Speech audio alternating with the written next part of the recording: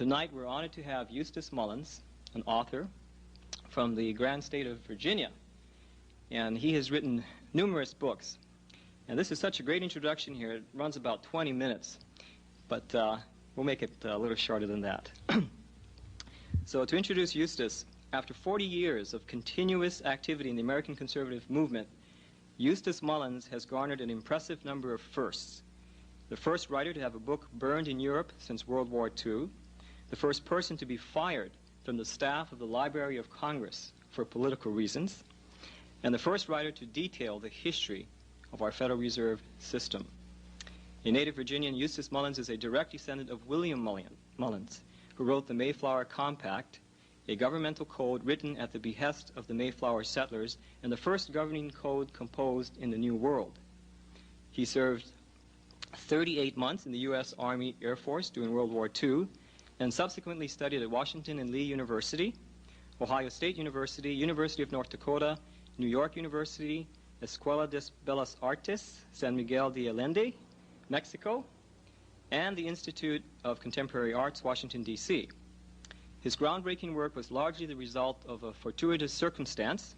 He became successively the protege of Ezra Pound, the leading literary force of the 20th century, George Stimson, founder of the National Press Club and the most widely quoted journalist in Washington, and H.L. Hunt, the anti-communist entrepreneur. After Ezra Pound's passing, Eustace Mullins founded the Ezra Pound Institute of Civilization, which carries on Pound's important work in literature and economics. And again, I'm very honored to have Eustace here. He's here on vacation, and he granted us the opportunity to speak here, have him speak for us, and share us some incredible insight. He's been on many, many talk shows all over the country, even on national television on the Morton Downey Show. Without further ado, let's give a warm aloha to Eustace Mullins. Thank you. Thank you, and thank you, ladies and gentlemen, for coming this evening. My first question I have to ask you is, do you know where your government is tonight? Because you think of our government as being in Washington, D.C. More likely it is in New York, it is in London, it is in Paris, it is everywhere, but not in the hearts of the people. When we speak of our government, we think of what our educationists call it, a democracy.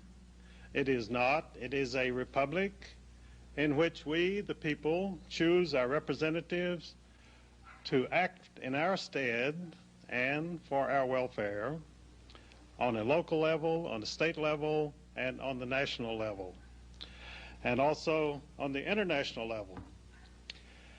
We do have a constitution. That constitution was drafted by men who had rebelled against tyranny, and they wanted to ensure that their progeny would not be the victims of an evil tyranny, an alien government such as they had suffered under for so many years.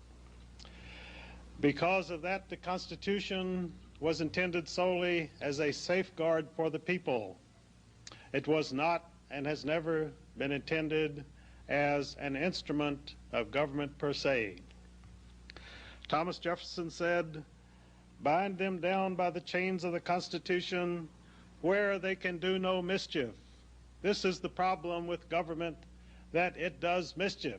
It falls into the hands of mischievous people, people who have allegiances which we do not know about, people who have programs which we do not know about, and people who intend us no good.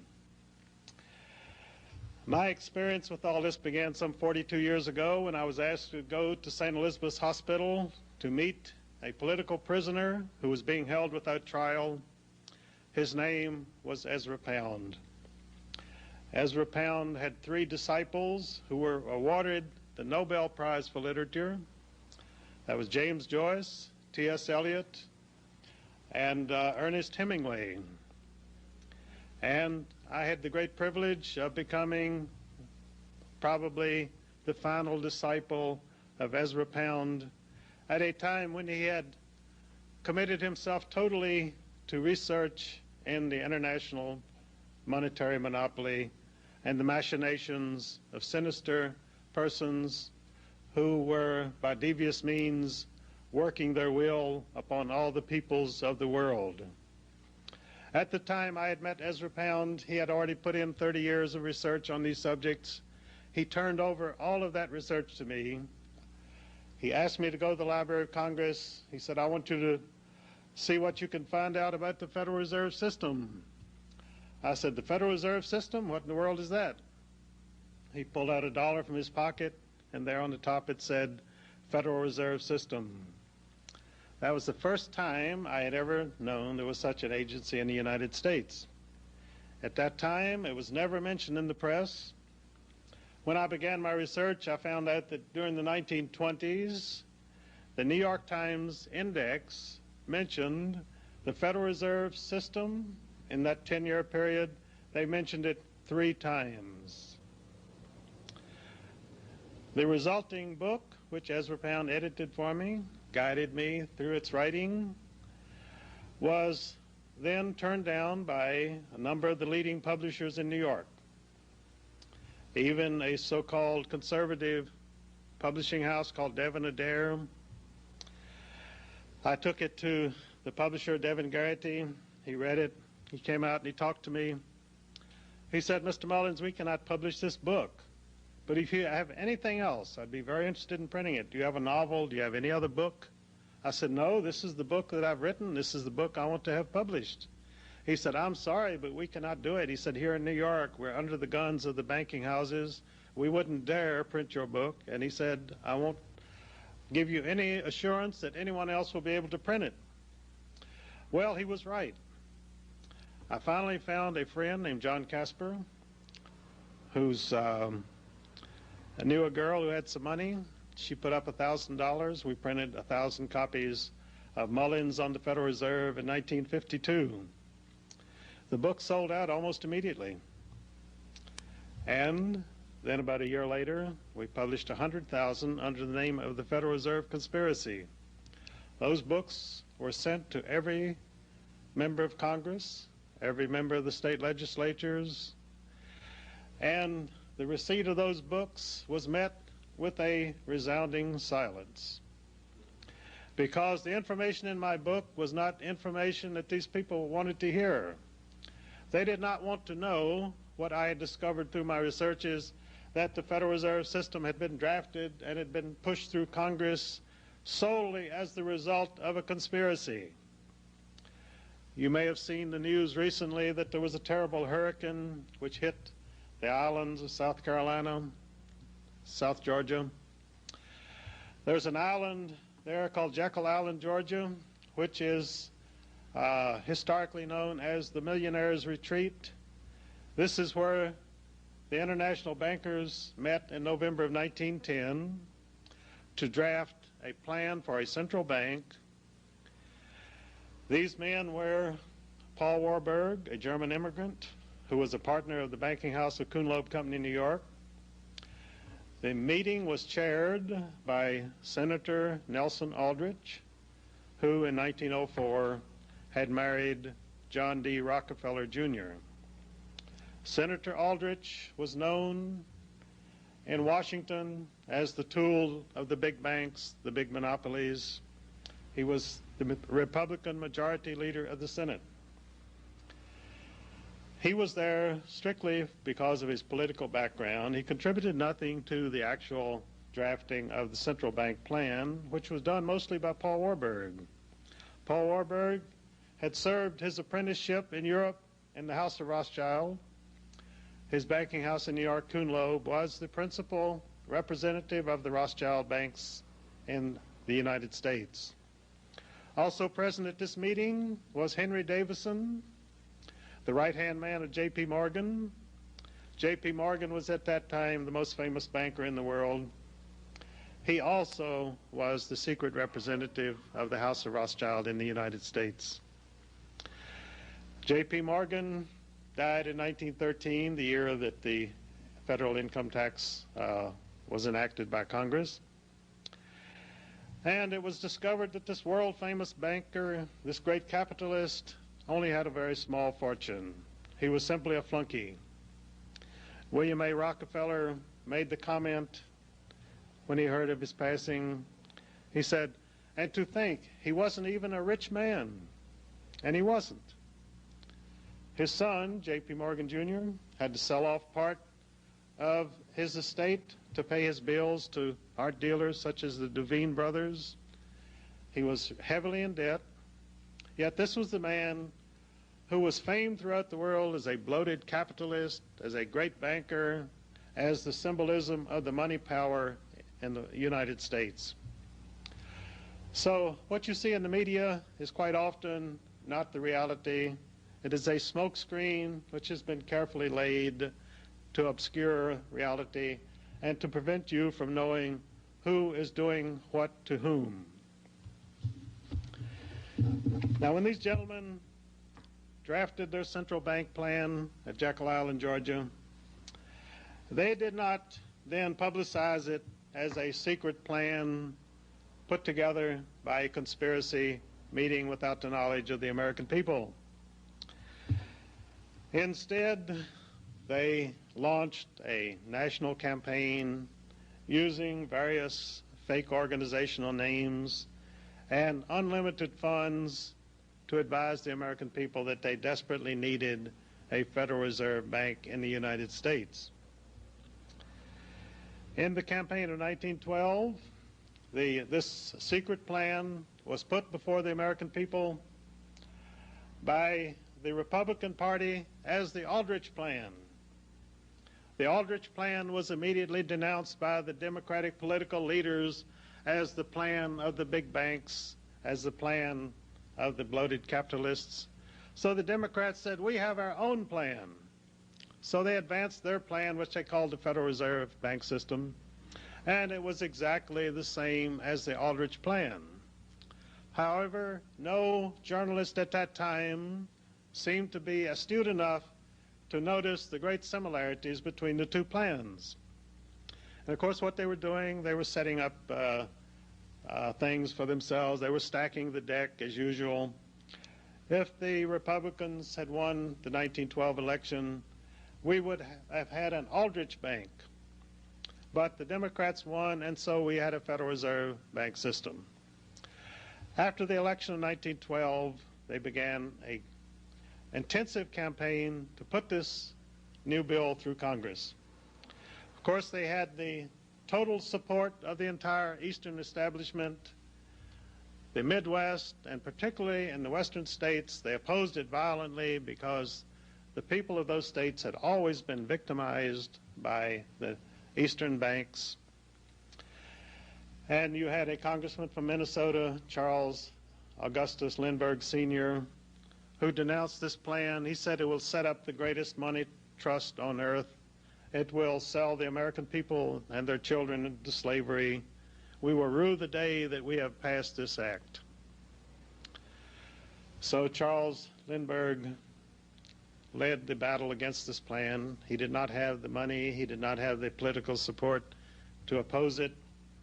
And so it was signed into law on December the 23rd, 1913, by President Woodrow Wilson.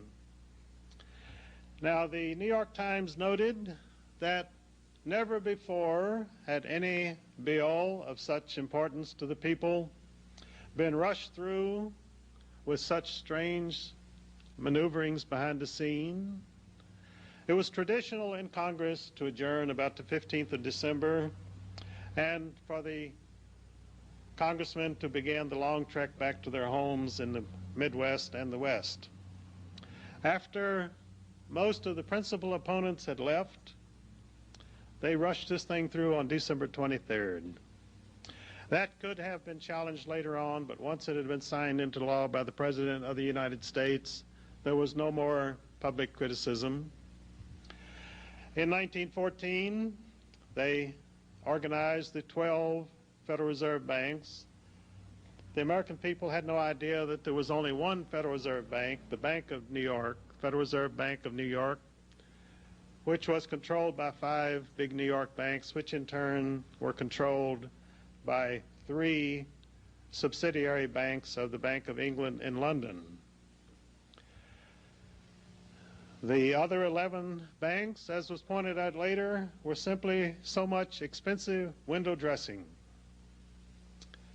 The Federal Reserve Bank of New York has always been the money center bank. The other banks have rubber-stamped whatever monetary proposals were advanced by the president of that bank, and he himself simply represented those 5 banks which held the controlling 53% of stock in that bank.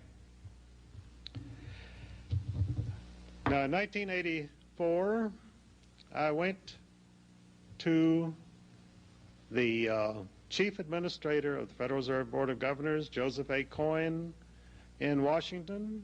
I just dropped in on him. I stopped at the Federal Reserve building. I said, I'm going to catch this guy. I had ordered from the Federal Reserve Board the original organizational certificates of each of the 12 Federal Reserve banks in 1914, which showed exactly which banks bought how much stock, and those banks exist today, and they own substantially the same amount of stock today. There have been mergers, there have been transfers, but because the Federal Reserve System was set up as a monopoly, they provided in the Federal Reserve Act that the stock could not be bought, sold, or traded. Therefore, you have never been able to buy a single share of stock in any Federal Reserve Bank because there is not a stockbroker in the country who can obtain a share for you at any price. This has never been publicized. It's not known by the American people. We are given to understand, and congressmen have been queried by their constituents as to whether the Federal Reserve banks are government banks. The congressmen have usually replied, yes, indeed, they are government banks, when the fact is that the government has never owned a single share of stock in any Federal Reserve Bank. The 12 Federal Reserve banks each issued their own stock. That stock was subscribed to by banks in their district. There were 12 districts. And if that bank happened to go out of business later on, that stock had to be turned back into the Federal Reserve System. There was no way that you could buy a bank which had a voice in the operation of the Federal Reserve System and then give yourself an entree into the manipulation of our money and credit for the benefit of private stockholders. They set up a monopoly, and they have maintained that monopoly to this day, again without the knowledge and consent of the American people.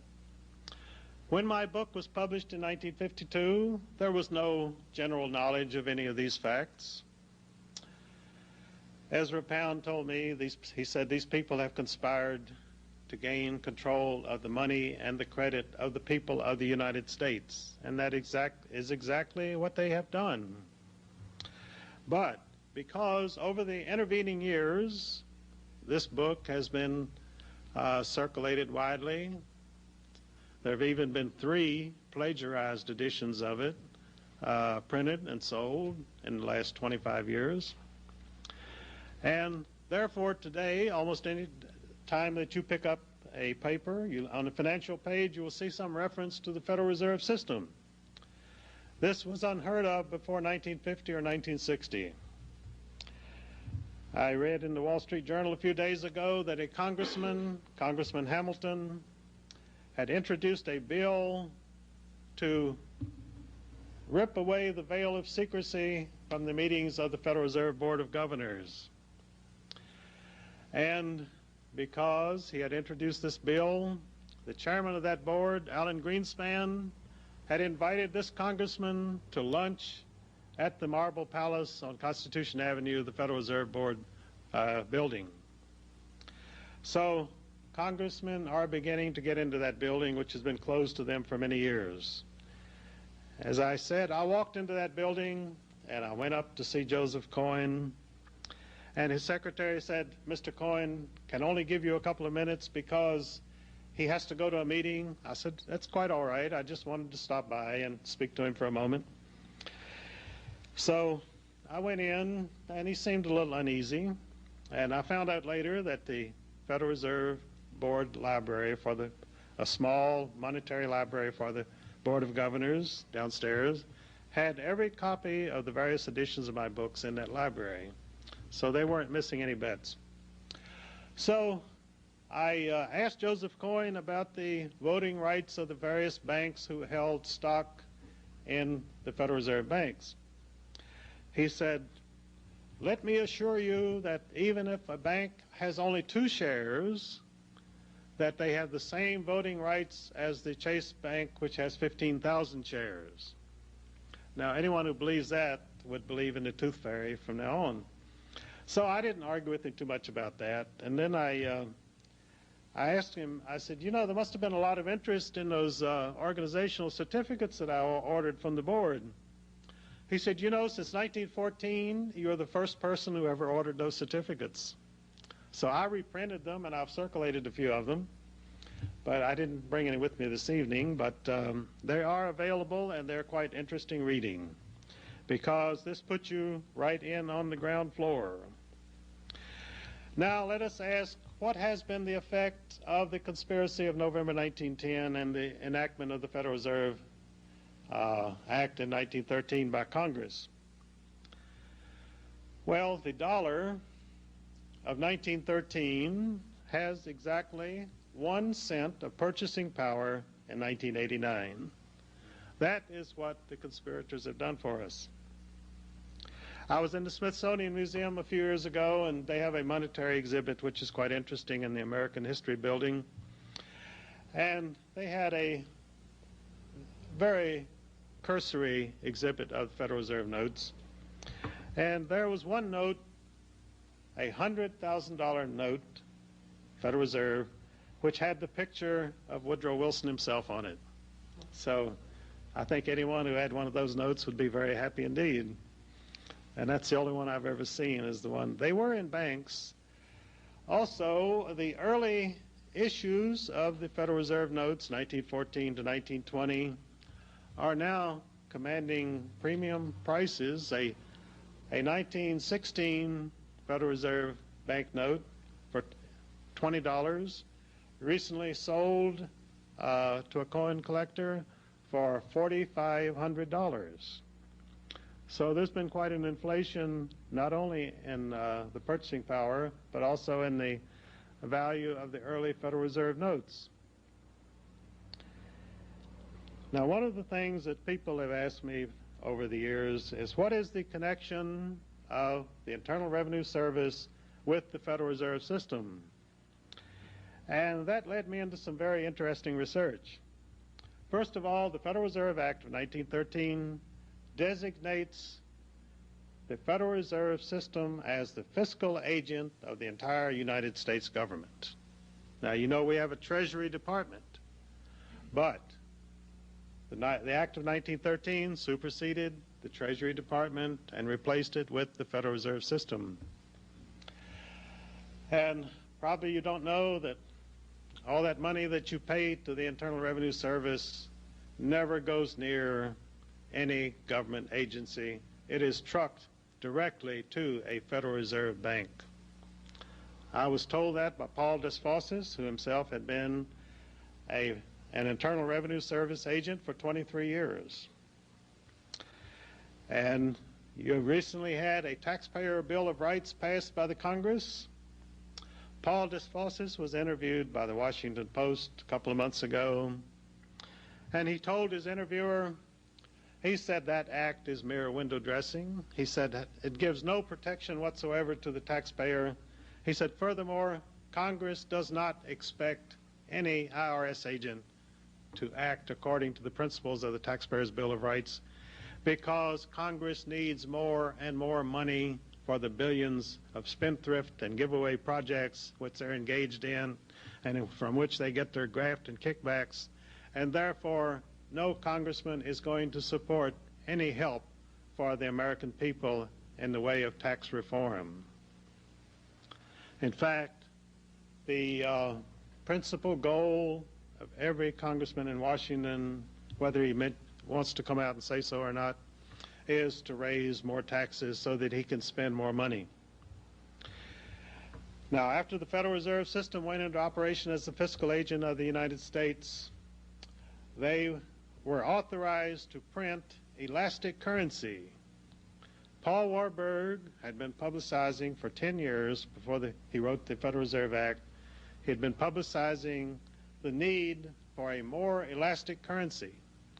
Now, what does elastic currency mean? Well, if you ever wrote a rubber check, you know what elastic currency is.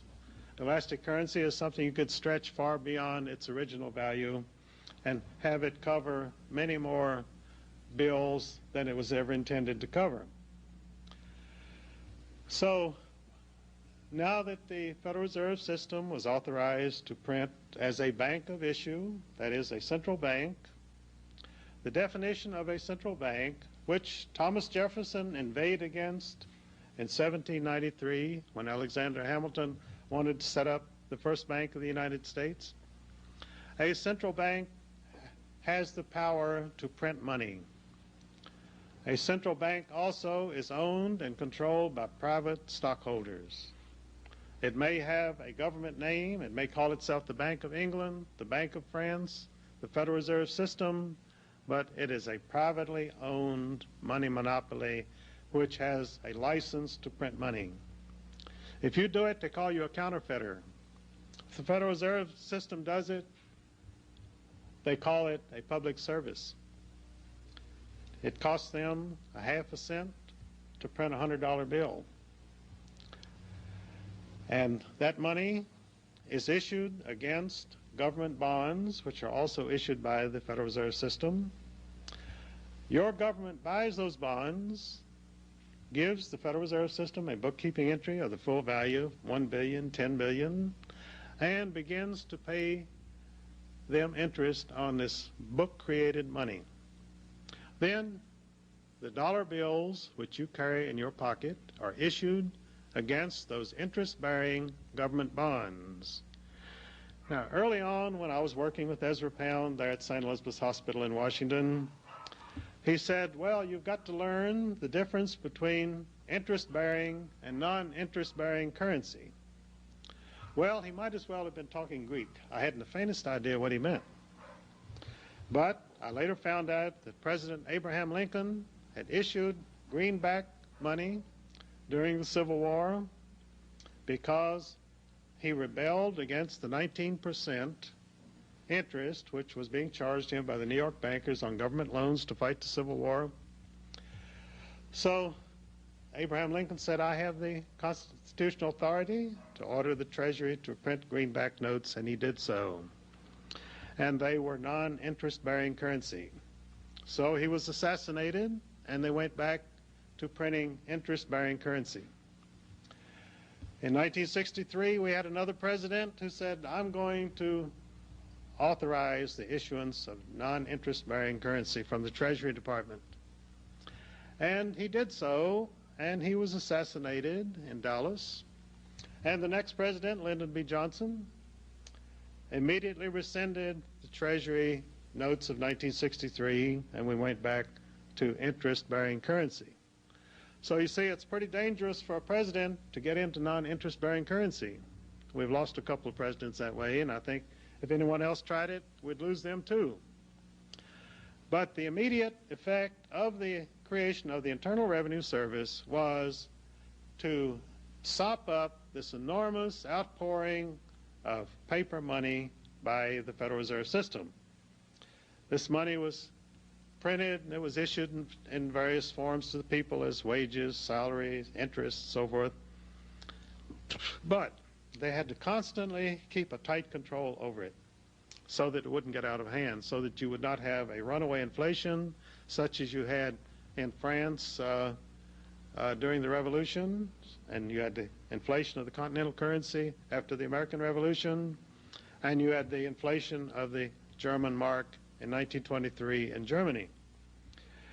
So the function of the Internal Revenue Service, it's sort of like a garbage service to go around and sop up the excess money and keep the whole money-making system from getting out of hand. And that's what the Internal Revenue Service does. And that's why they are so so cruel to the American people, because they cannot give an inch. They have to get that money away from you and get it back so that the entire monetary system will not collapse. I take this up in my new book, The Rape of Justice. I have 2 chapters on taxation. That a banker said if anyone ever paid a debt in cash, the entire money system would collapse, because it's a paper house of cards, and they have to keep it in balance at all times, and it's extremely vulnerable, and it can collapse at any time. This is why people are constantly talking about a coming recession, a monetary collapse, because the people who are printing and issuing this money know better than anyone else that a collapse can come at any time. So people frequently ask me, well, when is the collapse coming? And it's sort of like asking, when is the next hurricane going to hit the coast of South Carolina? Because it is definitely going to come, and when it comes, there will be devastation. Now, we have had, in the past 50 years, we have seen the Democratic Party of the United States taken over by the Stalinist wing of the Communist Party. It has been later opposed by the Trotskyites, who call themselves anti-communist. Many people believe that the Republican Party, which came into power in 1980, is a strongly anti-communist party. That is a misconception, because it is actually an anti-Stalinist party, and it is committed to battling to the death the Stalinist wing of the Communist Party, which is enthroned in the Democratic Party of the United States. How did this come about? In 1933, Franklin Delano Roosevelt became president with the support of Bella Moskowitz of New York, who was one of the chief organizers of the Communist Party and a lifelong Stalinist.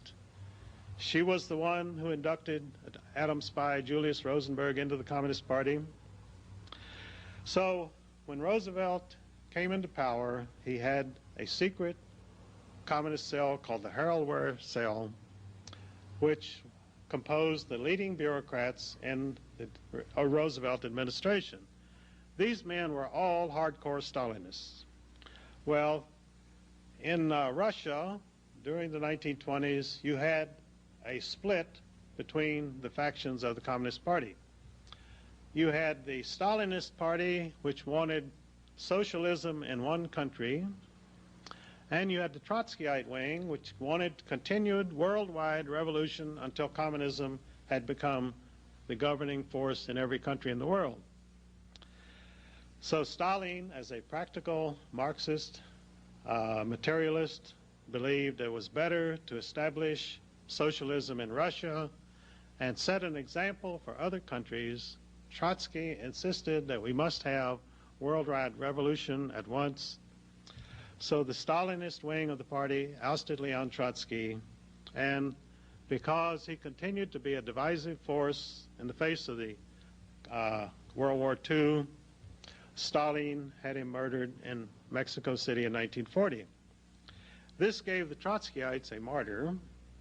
They were headquartered in New York City under the name of the League for Industrial Democracy, which was a Rockefeller-financed organization. Now, when Ronald Reagan came to Washington in 1980, he came in as a hardline anti-communist, and his whole cabinet and his staff were supposed to be hardline anti-communists. Who were these anti-communists? They were from the League for Industrial Democracy. They came from the Hoover Institution and Stanford University in California.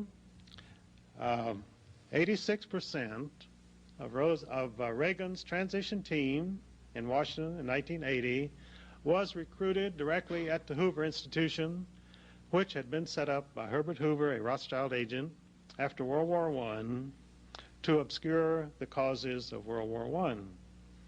So they have an immense depository of sealed records there at the Hoover Institution, most of which are not available to scholars. Many of them are sealed for many years to come, but they achieved their purpose.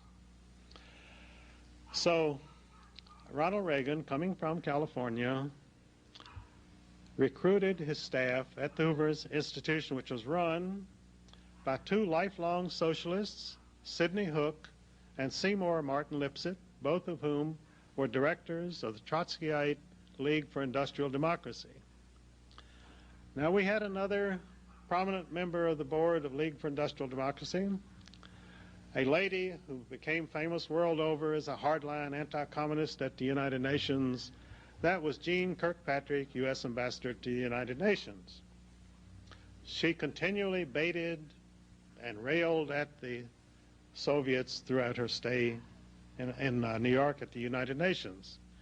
But she was doing it as a director of the League for Industrial Democracy, not for the government of the United States. Jeane Kirkpatrick has quite an interesting background. She is the wife of Evron Kirkpatrick. I'm sure you've never heard of him. He's one of those faceless bureaucrats who has guided the destiny of this country for many years in Washington. When Harry Truman disbanded the Office of Strategic Services after World War II, he was a practical man. He said, World War II is over. We don't need an international espionage agent now, so we'll just disband it. So the spooks, as they were called, they didn't want to lose their jobs. So they herded themselves over to the State Department to bide their time until they could reorganize. And while they were at the State Department, they were under the leadership of Evron Kirkpatrick.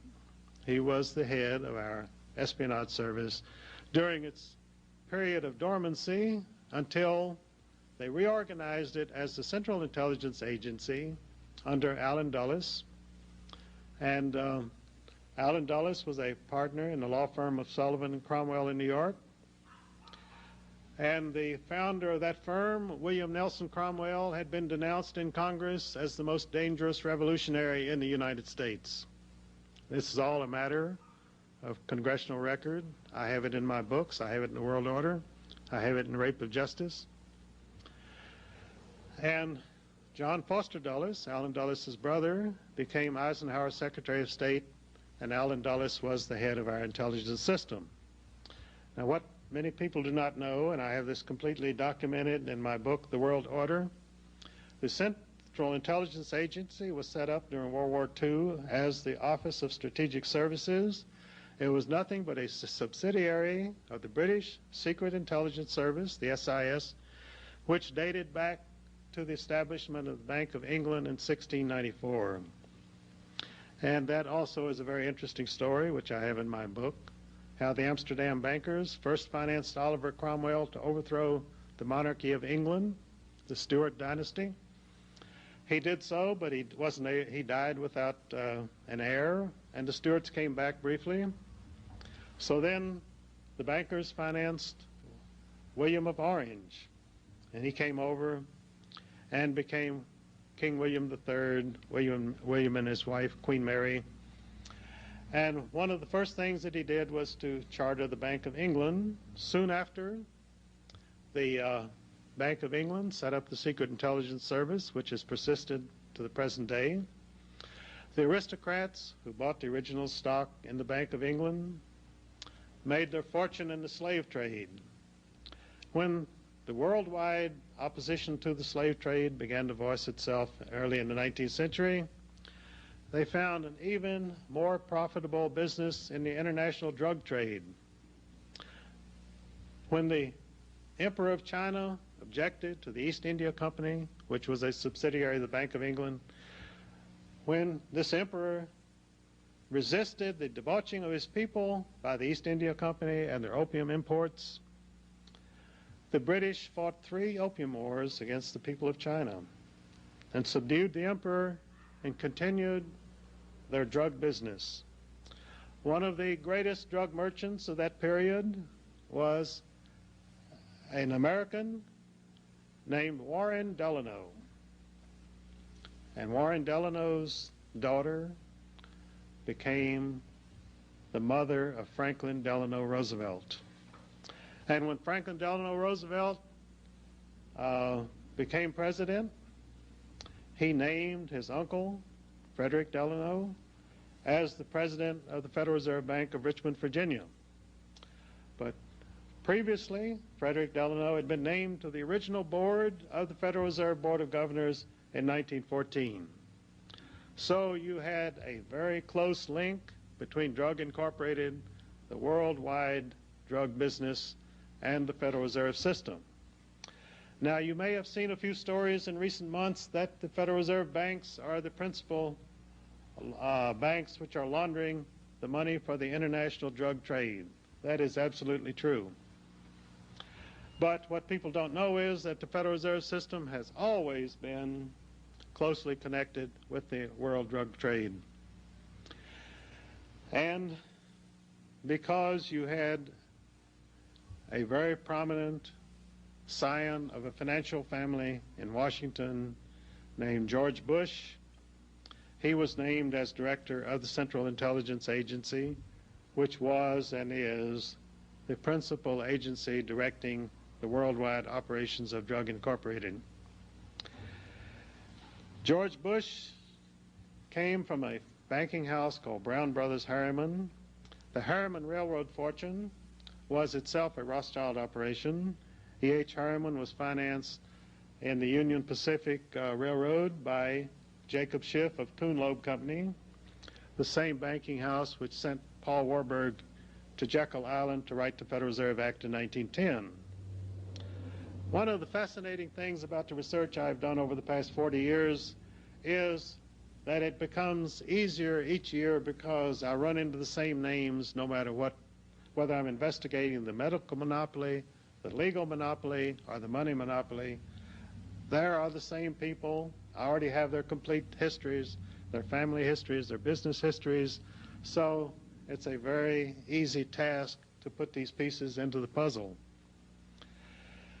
Now, the firm of Brown Brothers Harriman, for many years, had an English branch called Brown Shipley, and Brown Shipley Company, by tradition, always furnished the head of the Bank of England, who was called the Governor of the Bank of England.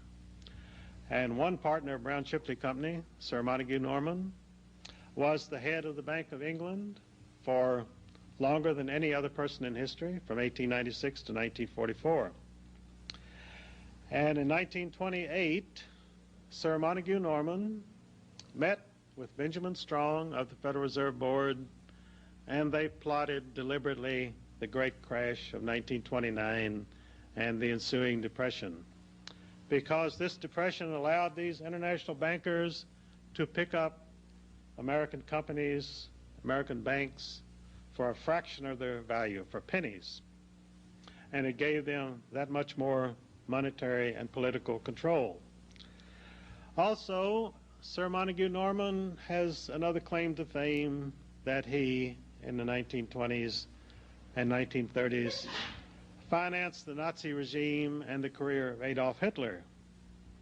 So if you want to be anti-Nazi and if you want to be anti-Hitler, you should know that without the Bank of England, there would never have been an Adolf Hitler at the helm of Germany, and there probably would never have been a Second World War. And also in 1916, Jacob Schiff of Kuhn Loeb Company had been, for the past 20 years, spending a large portion of his personal fortune to finance communist propaganda in Russia against the Tsar. And that task was taken over by a large group of New York financiers. They set up a company called American International Corporation. The sole function of American International was to continue the financing of the coming Bolshevik Revolution in Russia. One of the directors of American International, and it had some of the most august names in American finance in it, Percy Rockefeller and others, one of the names of the directors was George Herbert Walker. George Herbert Walker was a St. Louis financier who went to New York and became the president of W.A. Harriman Company, which later became Brown Brothers Harriman. And George Herbert Walker's daughter married a man named Prescott Bush, who entered the firm of Brown Brothers Harriman. and they had a son whom they named after her father, George Herbert Walker Bush, the present President of the United States. So here again, much of my research has been into family dynasties. Now, many of our presidents have been outsiders, like Ronald Reagan. He was a Hollywood figure. He was not a dynastic figure. He had no interest or any stake in the international financial scene. So what they did was they simply threw him a few crumbs now and then. When he was ready to leave the White House, they bought him a nice home in California, sort of a pension plan, and so he was taken care of. But he was never in any way a family member of the international world order. Now, these so-called anti-communist right-wing organizations, which you may have heard of in recent years, such as American Enterprise Institute, Heritage Foundation, the Georgetown Center for Strategic and International Studies, the Hoover Institution at Stanford University. These are all run by a very small group of people. Gene Kirkpatrick is a member of most of them. And they also can be traced directly back to the Trotskyite organization, the League for Industrial Democracy. This is all a matter of record. And they pretty much direct the CIA and its worldwide operations today. Now, I spoke in Florida, and I spoke at some length about the Heritage Foundation and the numerous links which its directors had with the world order. She said, you know, I just sent them a check for $1,000. I certainly wish I hadn't sent it. But she said, I'm not going to send them anymore. And if any of you are supporting any of these fake right-wing organizations, I urge you to look around, find out what your money is being spent for, find out what their program is, find out what Gene Kirkpatrick is up to, because she was known during her years in New York, she was known as Miss Israel, because she defended every atrocity committed by the State of Israel against Palestinian women and children. Every bullet fired into those civilians in Palestine was paid for by the American taxpayer. You taxpayers pay every Israeli soldier $12,000 a year. So they have a free hand to do whatever they want to maintain their occupation of the West Bank, to deny the Palestinian people their autonomy, and to give them the nation which they strive for, and a position in the world which they strive for. Now, I had a friend on the House Banking and Currency Committee named Congressman Wright Patman. He spent most of his congressional career trying to find out two things. He wanted to find out who actually owned the stock of the Federal Reserve banks, and he wanted to conduct an audit of the Federal Reserve System. He died without ever attaining either of those objectives. But after I was able to obtain the original organizational charts of the 12 Federal Reserve banks in 1983, I was able, from those charts, to find out the principal stockholders of the major stockholders of the Federal Reserve banks for the first time. Now there are a number of congressmen battling to audit the Federal Reserve System, to bring them up to date, to find out what they've been doing. You also have Congressman Hamilton, who is trying to lift the veil of secrecy from the Federal Reserve Board meetings. They have what they call the Federal Open Market Committee, which has absolute control over the daily price of money and the daily quantity of money throughout the United States. This means they can dictate whether the stock market shall go up or the stock market shall go down. Now, to have that information ahead of time is worth millions of dollars to anybody. So this is why they say they must operate in absolute secrecy. But these same governors of the Federal Reserve System are appointed by these banks, and you can be pretty certain that the chief stockholders of those banks have some idea of which way things are going to go. They have some way of making their wishes known to the Board of Governors. When Paul Volcker was named chairman of the Federal Reserve Board of Governors by President Jimmy Carter, the New York Times stated that Volcker had been actually chosen by David Rockefeller and by Robert Russo. David Rockefeller was president of the Chase Manhattan Bank in New York, and Robert Russo was a partner of Brown Brothers Harriman. So you see, you have a very small crew running the affairs of the United States. And then, of course, when you had Alan Greenspan chosen as the next chairman of the Board of Governors of the Federal Reserve System, Alan Greenspan came to the Federal Reserve from J.P. Morgan Company. Now, I mentioned to you in November 1910, one of the Jekyll Island conspirators was Henry A. Davison, the right-hand man of J.P. Morgan at J.P. Morgan Company. Now here, 75 years later, you had a partner of J.P. Morgan Company chosen as the new chairman of the Board of Governors of the Federal Reserve System. And of course, Paul Volcker had come to Washington as chairman of the Board of Governors from the position of president of the Federal Reserve Bank of New York, and he had originally worked for the Rockefeller Bank, Chase Manhattan Bank, and he had a long history of serving the big money interests in New York. And of course, after Paul Volcker became chairman of the board, we had the most ruinous inflation that we've had in many years. We had 25%.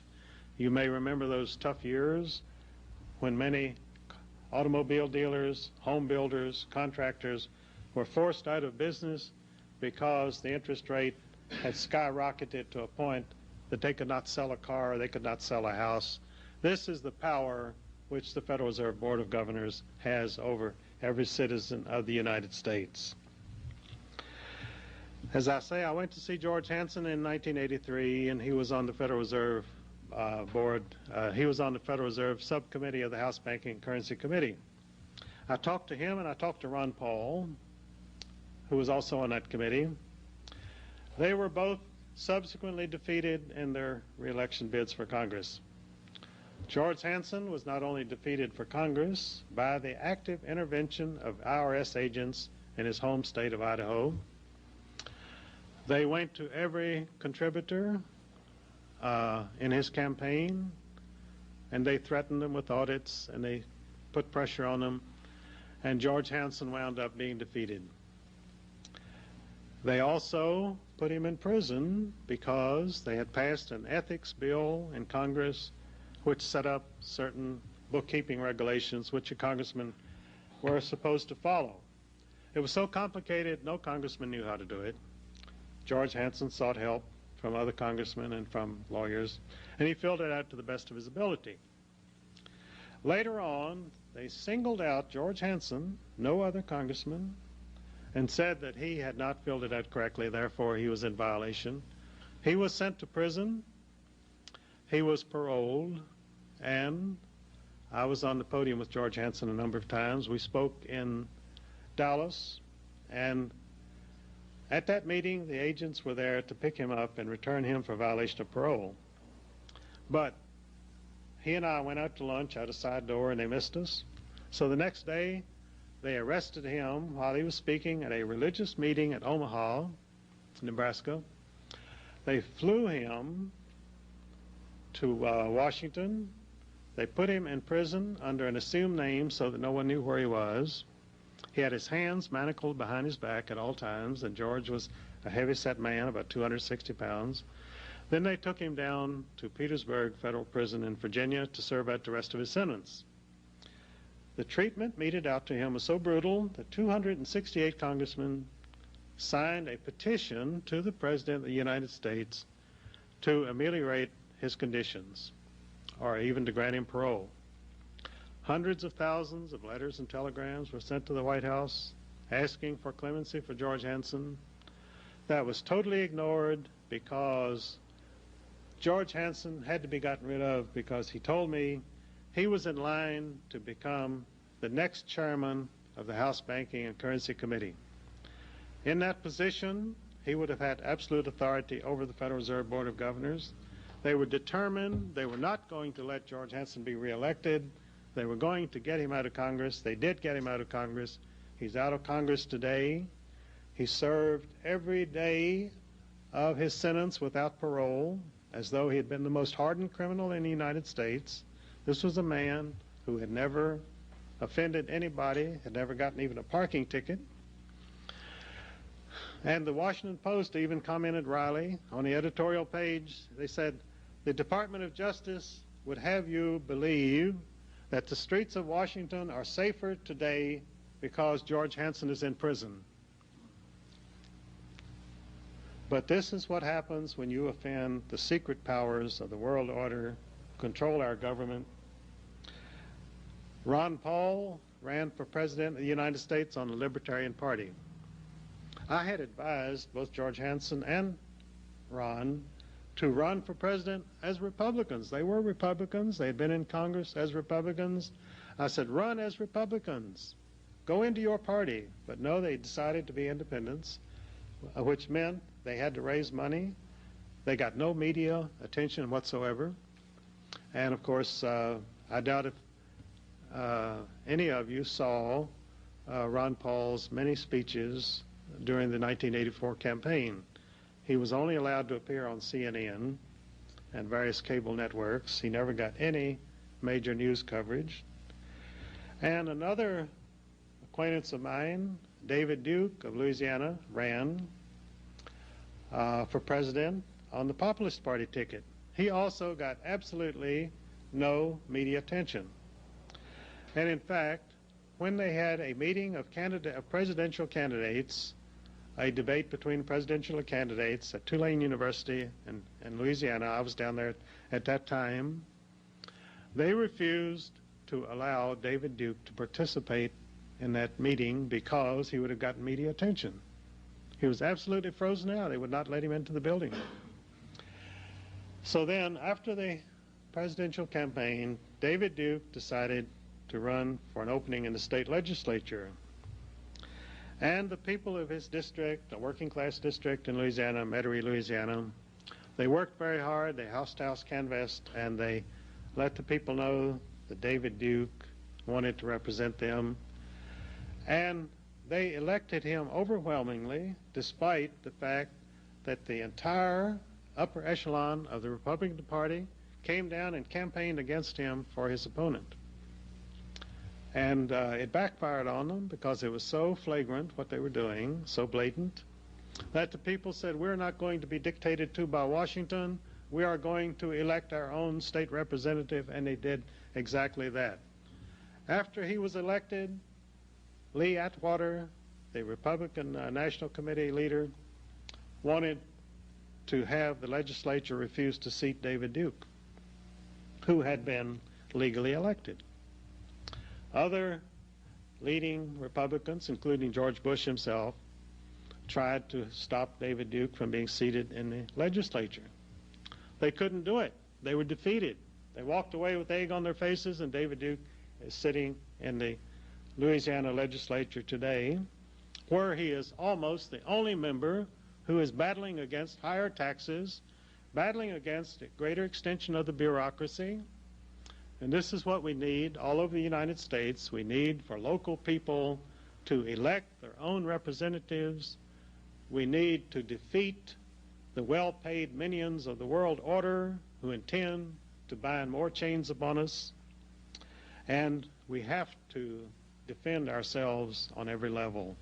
This is the problem. This is what the Constitution wanted us to do. They set up the safeguards. It is up to us to live by those safeguards and to defend our nation and our Constitution. Thank you.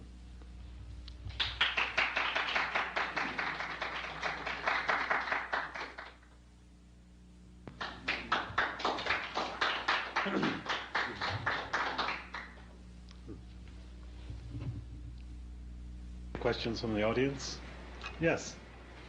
Eustace, you mentioned that the IRS collects the tax money, and then they truck it directly to the Federal Reserve banks in their respective regions. That's right. Of which there are 12. Yes. How do they account for all of this? Are they ever audited so we know exactly how much money went to the Federal Reserve Bank? No, there's never been an audit of the Federal Reserve System. And I believe this is one reason that the congressmen are so anxious to audit the Federal Reserve to find out how much of this tax money that is being extorted from our citizens is actually getting to the government. And this is a very important point, because when the IRS comes after you, they want every penny, and you as a citizen should find out where every penny of that money goes.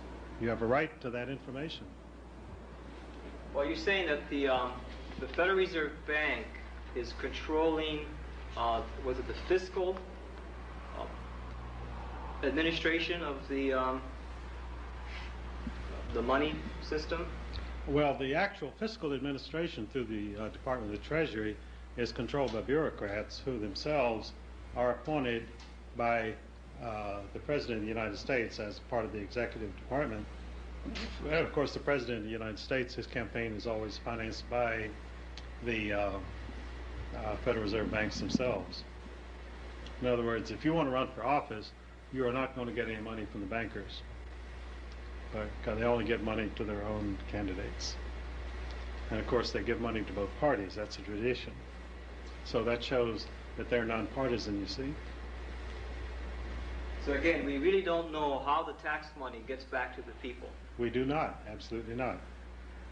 That is a process which has been shrouded in as much secrecy as the actual deliberations of the Federal Reserve Board of Governors itself. And this is so important to throw light on this, and people are beginning to realize. You see, for so many years they didn't even know the Federal Reserve Board was there, so why would they ask any questions about it? Now, in the last 10 years, there has been much more public awareness about the fact that we do have a Federal Reserve System. Now we have to ask the question, what is it doing, and what is it doing to us? And these are the questions which are beginning to be asked in Washington, and I think we're going to get some answers one way or another. Well, why can't Congress have the IRS audited? Well, the IRS itself, apparently, because it is a tool of the Federal Reserve Board, is not really a government agency, and no one knows how to go about having it audited because they don't know exactly what it is. Okay, so neither the IRS nor the Federal Reserve Bank are part of the government. No, they're not. Although when I sued the IRS, I had to sue the Commissioner of Internal Revenue at the Department of the Treasury building. The IRS offices are in the Treasury building. I might mention about my forthcoming book, The Rape of Justice, which is an expose of the legal monopoly and which recounts a number of my lawsuits. I have handled my own lawsuits for some 40 years. And I was in a lawsuit against a man who had tried to kill me, rammed his car into me, and then of course he wouldn't pay. And so I sued him. And his lawyer, who was a very prominent lawyer, told me one day, we had legal maneuvers for about a year. We'd gone through what they call pretrial discovery, depositions, and all this sort of stuff. And I had filed a lot of motions myself. And so, and I'd also sued his lawyer along the way. And so this lawyer stopped me one morning as I was going by his office, and he said, Mr. Mullins, and I said, yes. He said, and I kept walking. I didn't want to talk to him because, you know, I only saw him in court. He said, I just want to tell you something. I said, what's that? And he said, well, you're not going to be a problem to us much longer. And I said, well, why do you think so? He said, because the IRS is going to take care of you. And I said, I have no problem with the IRS. And he said, well, you do now. So the next day I got a letter summoning me for an audit. So I promptly typed up a lawsuit and filed it against the Internal Revenue Service agent for $350,000, charging him with terrorism because I was terrified. I mean, you know, being summoned for an audit is a terrifying experience. And so I thought since I'd been terrorized, I had grounds for a lawsuit. So I filed suit against him, and this, of course, I don't think anyone had ever done this before. And it caused consternation in their offices. And so when I went in for my audit, of course, they knew all about the lawsuit. And I took 2 friends with me and a tape recorder. And I'm not very mechanical, and I didn't know how to work the tape recorder, so I set it on the desk, and I kept trying to turn it on. I didn't know how to turn it on. So anyway, the agent was just staring at the tape recorder. He wouldn't look at me. He kept staring at the tape recorder as though it were a bomb or something. And so these 2 friends began to argue with him. I sat back and let them, he said, "Who are these people?" And I said, "They are citizens of the United States." He said, "Well, why are they here?" He said, "I summoned you." And I said, "They're here because they are interested in what goes on here." And then this lady, she was quite truculent. She said, "Well, you know, I pay your salary." And the agent shot back. He said, "Oh, no, you don't. You don't pay my salary." And she said, "Oh, yes, I do." And so they were hammering away, and I was just sitting back and enjoying the whole thing. So finally, the agent's supervisor stepped out. He had been hiding behind the door, if you can believe this. He'd been hiding behind the door. He stepped out from behind the door in this conference room, and he said, "Well, the audit is concluded." And I said, "How could it be concluded?" I said, "I was summoned here to talk to you about my tax situation." He said, "Well, I'm declaring it over." And of course, we had also argued about the tape recorder. They claimed that you could not have the tape recorder there, and this lady jumped on him and said, "Yes, you can have the tape recorder there." And so after about 20 minutes of this, he said the audit is concluded. So then a few months went by, and I got an assessment for a deficiency. Did you drop the lawsuit? I kept the lawsuit. I filed it in state court because I was a citizen of a state of Virginia. They promptly remanded it to federal court, and I filed an 18-page memorandum citing the U.S. statutes that it be remanded back to state court. And we carried this on for about a year. So finally, they got it dismissed without a hearing. But during that time, I filed 38 motions, including 11 motions for an injunction to halt the collection of all income taxes in the United States until these important constitutional principles of my lawsuit had been resolved. Well, of course, they didn't want to halt the collection of all income taxes in the United States. So they never heard my motions, and they finally dismissed the suit without a hearing. Shortly after that, I got a notice of deficiency. So I filed with the U.S. Tax Court. And because of my unique personal history, when I first visited Ezra Pound in 1947, because he was under indictment for treason by the Department of Justice, the FBI opened a file on me, and I remained under daily surveillance by the FBI for 33 years. So after some years, about 1982, a friend of mine in Chicago said he had applied and gotten his FBI file. And he said, "Why don't you apply for your FBI file?" And I said, "Why, I wouldn't have any FBI file. I've never been arrested in my life." And so he said, "Go ahead and send in for it anyway." So they answered my inquiry, and they said, "Well, yes, we have 800 pages." And so I said, "Send it to me." And they said they'll charge 10 cents a page. But they said, "We can only send you 500 pages because 300 pages of it would endanger national security if it were released." So I appealed this, and they had a board meeting at the FBI, and they agreed that, yes, this 300 pages was so dangerous that it would imperil the national security of the United States. So I never got to 300 pages, but I got the 500 pages, and in that 500 pages was a record of this surveillance over a period of 33 years. And also there was a letter from J. Edgar Hoover, a memorandum, to the 4 top assistant directors of the FBI, ordering them to see to it that I would be placed in a mental institution. And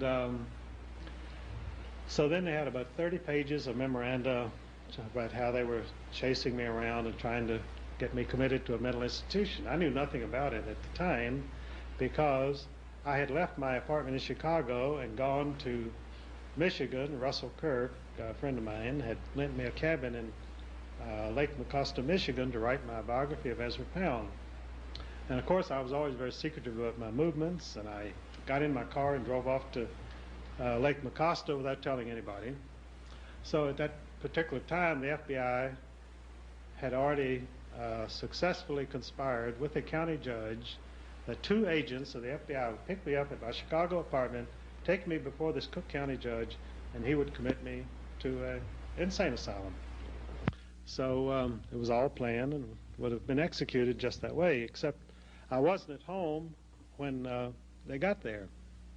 So when J. Edgar Hoover heard this, because he had issued a direct order, and it's initialed by him, I have this reproduced in my book, A Writ for Martyrs, which also reproduces 120 pages of my FBI file.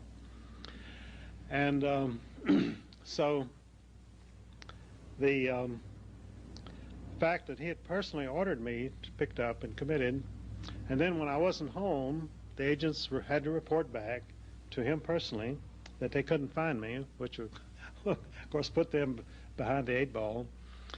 And so then he decided that someone had tipped me off, because I had a close friend in the FBI, not an agent, but in the bureaucracy. And in fact, I stayed with him when I was in Washington, so for a number of years.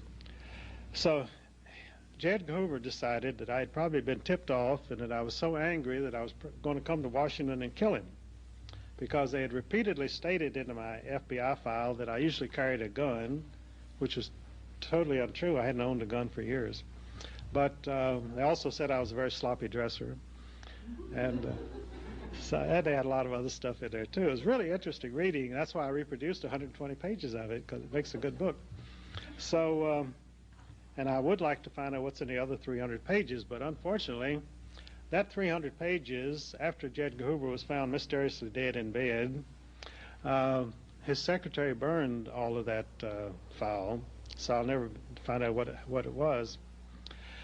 But J. Edgar Hoover, when he decided I was on my way to Washington to kill him, issued a national alert for me, and they had FBI agents watching every airport and railway station and bus station in the United States. And so they didn't find me. So finally, through a fluke, they found me at Russell's camp, because a friend of his had gone down to Chicago to see the symphony, and I said, why don't you stay at my apartment and pick up my mail? So when he drove up behind my apartment in the alley there and went upstairs to open the back door, he came back down, and about 30 FBI agents jumped out of the dark with drawn guns and flashlights in his eyes, and they were all screaming, "Where's Mullins?" And so he told them I was at Lake Mecosta, because it was no secret.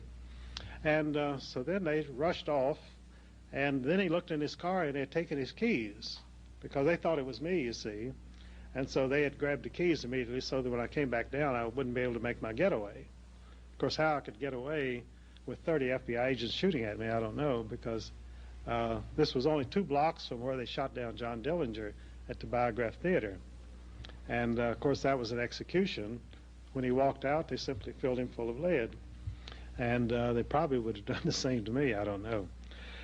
So anyway, when I went before U.S. Tax Court, I had this file, and I filed a number of legal motions before the tax court, including a stipulation that the court recognized that the FBI and the IRS had for years been engaged in an illegal conspiracy to have me committed to a mental institution. So I went down for my hearing after about a year, and I chose to have it heard in Richmond, Virginia, which was closer to me, although I could have gone up to Washington to the main building. So when my case was called Mullins versus Commissioner, I stood up and I said, Your Honor, I have some stipulations before the court, and I hope we'll be able to hear those today. And the judge shot back at me. He said, Mr. Mullins, the court is not going to have time to go into all that. He said, what I want you to do is go in with the U.S. Attorney into this conference room, and you all thrash this thing out. So they weren't going to hear any of our motions, because naturally they did not want a court record of a conspiracy between the FBI and the IRS to have me put in a mental institution. So I went in with this young, and the IRS, by the way, did not have any representative there. Here I was suing the Commissioner of Internal Revenue, and they sent down a U.S. attorney, not an IRS attorney at all. And so we went in the room, and this attorney started going over my tax return, and of course, I usually file a voluminous tax return because I'm engaged in a lot of different things. I have 4 international publishing companies and so forth. So he started disallowing a few things, and then he allowed some other things, and it wound up that I had no deficiency. So we went back before the judge, and he said, have you gentlemen managed to reach an agreement? And the U.S. attorney said, yes, Your Honor, and I said, yes, Your Honor. So I walked out of that courtroom with a letter from the U.S. tax court that I had no tax deficiency. And that was in 1982. I've never heard from him again to this day. But, you know, I tell friends of mine, I don't understand. Why don't they call? But because I have some other theories. I have 2 chapters in my new book, The Rape of Justice, on taxation. And I have some legal theories there which I would like to test in court. But as I say, I don't hear from them, so I have no way of getting in touch with them, really. The IRS seems to have vanished. How do you know that the FBI has closed your file? Oh, they haven't closed my file. They claim they have. They never closed the file. I imagine that they are still keeping pretty good track of me, because, you know, I get out a book every year, and I usually manage to get a few flattering references to them in there. And in fact, in my biography of Ezra Pound, I had a couple of paragraphs about the FBI, and I found this was published in 1961. This difficult individual, Ezra Pound, which is the only authorized biography of Ezra Pound, he commissioned me to write it. And in my file, I did find that J. Edgar Hoover was extremely upset by what I had written about the FBI in that book in 1961. I think he wanted to have its circulation stopped. And it sold very few copies. Well, it was remaindered almost immediately. It was published by a New York publishing company called Fleet Publishing Company, which a few months after they published my book, they went out of business. And I'm afraid I've been a bad influence on the American economy in my career, because I've put publishing companies out of business. Newspapers that have published my articles have been closed down. I've had 5 radio talk hosts who have lost their shows after I appeared on them. And I appeared on Martin Downey 2 weeks before his show was canceled. So I've got a very bad record as far as it comes to helping out people. But generally, I do about 30 radio shows a year. And I had one fellow in Denver who was canceled after I was on. He got a radio show on another station. He had me on again. He was canceled again. And Tony Hilder, who's now has a show in Alaska, he was canceled 3 different times in various California stations after I was on his show. Alan Stang of California, I was on his radio show, and he had a very good audience. I sold almost 300 copies of my Secrets of the Federal Reserve after I appeared on that show. And his show was not only canceled, but they sent him to prison for 6 months for failure to file. And so he came under a lot of pressure. But you have to expect this, because they will go after anybody that they can. They will intimidate anybody they can. They operate completely outside the law. For years, the FBI did black bag jobs. And I would come into my office at my home after being out for a couple hours. All of my papers would be in disarray, and whatever I'd been working on, I'd have to dig for it for 2 hours to find it. And this happened many times. And in fact, they had a story in the Washington Post about one man who who said that he had carried out over 85 black bag jobs, that is burglaries, for the FBI during his career. And these are people who are themselves outlaws. In the world order, I cite U.S. statutes on criminal syndicalism, and these people are liable under the statutes on criminal syndicalism, and I give those statutes, and they can be arrested anywhere in the United States on the basis of those statutes alone. Plus, there are many other statutes which they're in violation of. So, yes? So at this point in time, you're choosing to pay taxes? Pardon? Are you a taxpayer yourself at this point? Well, I always say I pay anything I owe. If they can prove I owe something, I'll pay it. So you do file with the IRS? I file, yes. I file, and if they want an audit, they can have an audit. And if they want to assess a deficiency, I'll go back into tax court, because there were a lot of things we didn't cover the last time I was there. So, in light of all that you know,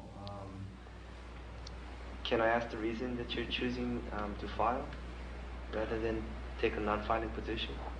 Well, the problem with the non-filing position is that they come after you for what they call willful failure to file. And they can tie you up on that for quite a long time, and they have sent a lot of people to prison on it. And so I would rather send something in and let them play with it and object to it, and then we can go to court and fight about it, rather than just simply challenge them on the on who should file and so forth. Because there are plenty of people doing that. Irwin Schiff has done it, and many other people have done it, and Danny has done it, and so some of them have won, some have lost. I say in my book, The Rape of Justice, that when you go into American court, it's Russian roulette. The prosecutor spins the chamber and hands you the gun, and you put it to your head and pull the trigger. Hopefully there's no bullet in that chamber, but you never know. That's the way our legal system works. And that's something else that we've got to correct, because there's no reason for any American citizen to go into an American court and play Russian roulette. He should go in there and have his rights protected. He should get justice. There's a new book out by Gary Spence, one of the best trial lawyers in the United States, called Justice for None. In the first sentence of that book, he says, there is no justice in any American court for the people. And this is a man who knows. I've been in the courts for 40 years. I know it. But people don't find this out until they actually get into court. Because they may think there's some corruption there, they may think there's some problems, but they think that you are going to get some justice. You get no justice. Go in there ready to fight. Go in there with all of the ammunition you have, and be prepared for a real struggle. Because they're not going to give you anything but a hard time. And if you hire a lawyer, I tell people that if you go into any prison in the United States, and there's a prisoner in every cell, and every one of those prisoners had a lawyer. And of course, I always represented myself. I hired lawyers a couple times. I had to fire them because within days I found out they were double-crossing me. And of course, you have the old saw that a man who represents himself in court has a fool for a lawyer. But my experience in the courts led me to believe that you have to update that today, that any man who hires a lawyer is a fool.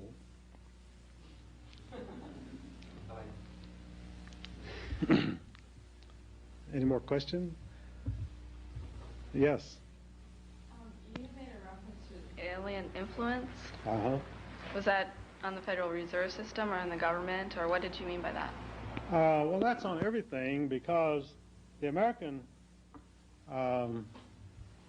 government today is a paper tiger. It's run by various international agencies, and of course you have your congressmen, and you have your Supreme Court, and you have your president and his cabinet in Washington, but they're all put there by somebody else.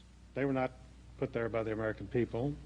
They were put there by people who put up the money for their campaigns for various reasons of their own, and they are they're not answerable to you. They're only answerable to the people who hold their notes.